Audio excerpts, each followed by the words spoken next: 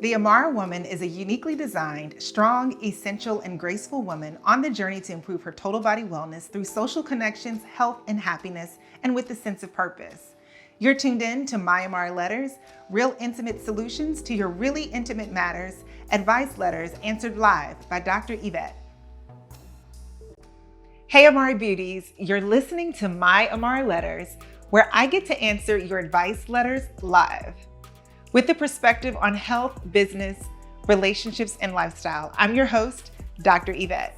This is episode 1 of My AMARA Letters. We're in the Freedom Beyond the Pandemic series. This week's theme is Living Forward. Our words for the week are forward and purpose.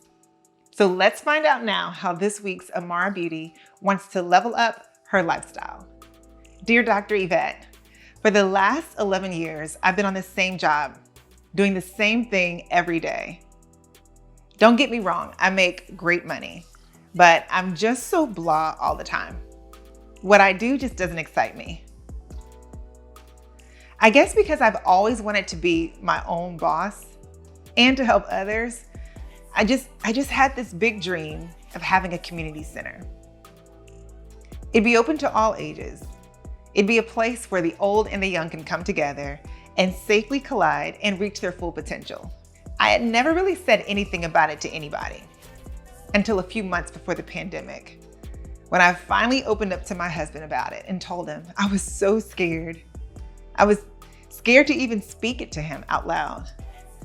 And like he always is, he fully supported me and told me, listen, start planning so I could walk away from my job.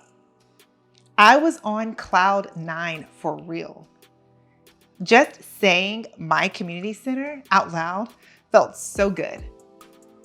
Knowing that I didn't have to do it alone and that my husband supported me made my dream so freeing. Then, just as I was finally ready to take these faith steps, the COVID-19 pandemic hit and stopped everything in its tracks. I felt crushed. I seriously thought that God was playing a joke on me. Like, now that I'm ready to step out, the world was quarantined? Seriously? That was the most unamusing joke I have ever experienced. I am grateful for my family. They're healthy. They're safe. But I'm exhausted. I'm tired. It's as if life was a balloon fully blowing up to reach its potential until a pin called life came and popped it. Like, all I could do was watch it deflate and fall back down to the ground. And there I was, in the same frustrating position I was desperately trying to escape from. Dr. Yvette, there are days where I can still see a spark and I think my dream will come true. But the fire within me seems to be diminishing. I see myself, but I have no idea who I am. If you were in my shoes, what would you do? How do I get beyond all of this before I start resenting my son and husband? Are my dreams still reachable at this age? Can I catch back up? Like, where do I start? Signed, desperate for change. So here's my response. My dear AMARA woman, there is a lot to unpack here. Let me start by saying that I want you to stop apologizing for how you feel. Acknowledging how you feel and dealing with why you feel the way that you do is part of your wellness. Not only that, like reflecting on your feelings also helps you determine the best way to move forward. Your feelings are valid. We have all been there. This pandemic threw most people off their mark. Businesses closed. People lost jobs that they had been faithful to for decades. Lives were lost. Marriages disintegrated. And parents, they finally realized just how hard a teacher works. Our lives were just totally rearranged. So now can you see that your thoughts and your feelings are the thoughts and the feelings of so many others. Yes, I know that having others in the same position, it doesn't change your situation, but let's talk about that and maybe work through your concerns and some ways that we can address that.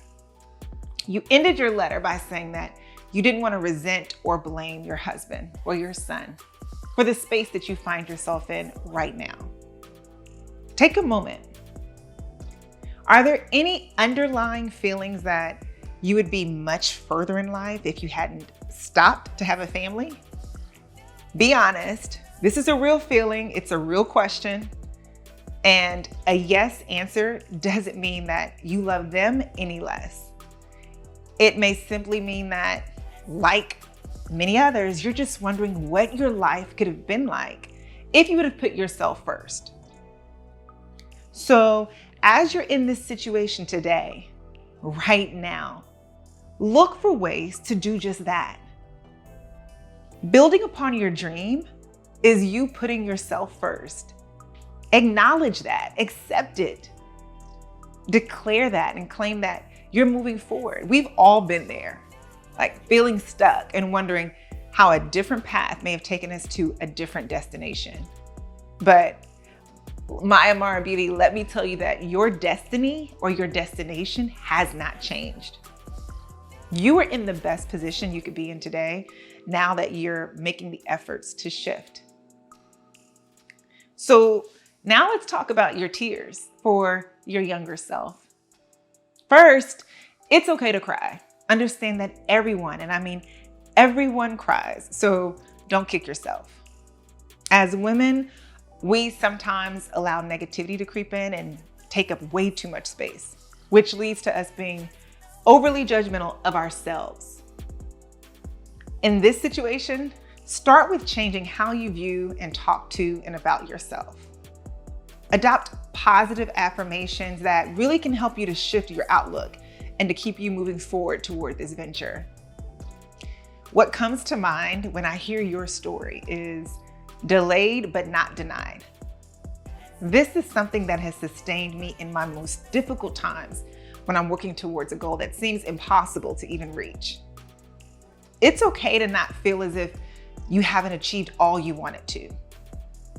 But since our thoughts dictate our quality of life, you have to tame your thoughts so you stop thinking you can't be used to fulfill the dreams that you still have. Thinking like that stops you from owning and using each moment that you have to the fullest. There's a book called Own the Moment by Carl Lentz. It's a good read.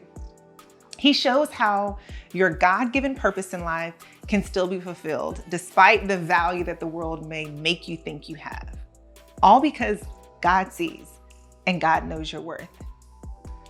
Desperate for change, you are looking for some huge, monumental shift so you'll know when you can start dreaming again. Well, I'm here to tell you that you should just start wherever you are right now. That's how you move beyond where you are physically, mentally, spiritually, and emotionally. We've all had to do it. So yes, you do have time to manifest your dreams. You still have these desires, and even if you don't see or feel the fire burning as bright sometimes, there's a reason the fire in you never burns completely out. You want to know why? Simply put, you have a purpose to fulfill in your life still.